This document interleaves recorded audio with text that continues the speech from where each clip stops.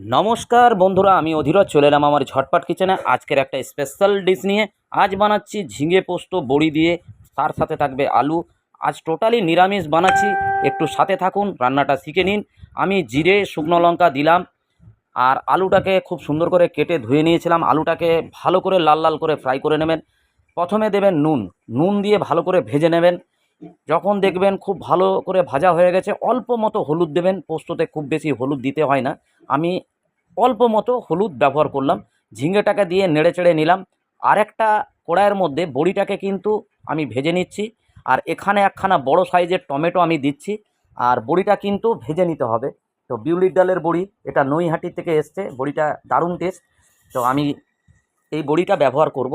তো খুব সুন্দর করে ঢাকা চাপা দিয়ে আমার ঝিঙে পোস্তটা হয়ে এসছে। আমি বড়িটা প্রথমে দিয়ে দেবো। আর নামাবার আগে আপনারা কিন্তু পোস্তটা দেবেন। পোস্ত দেবার পর কিন্তু ফোটাতে নেই। তো পোস্তটা আমি দিয়ে দিলাম। তো বন্ধুরা, ঝিঙে পোস্তটা অপূর্ব হয়েছে। আপনারা অবশ্যই একটু লাইক কমেন্ট শেয়ার করে আমার উৎসাহটা বাড়াবেন। আর আমার চ্যানেলটাকে সাবস্ক্রাইব করে আমার বেল আইকনটাকে প্রেস করে দেবেন। নমস্কার, আবার দেখা হবে কাল দুপুরবেলায়।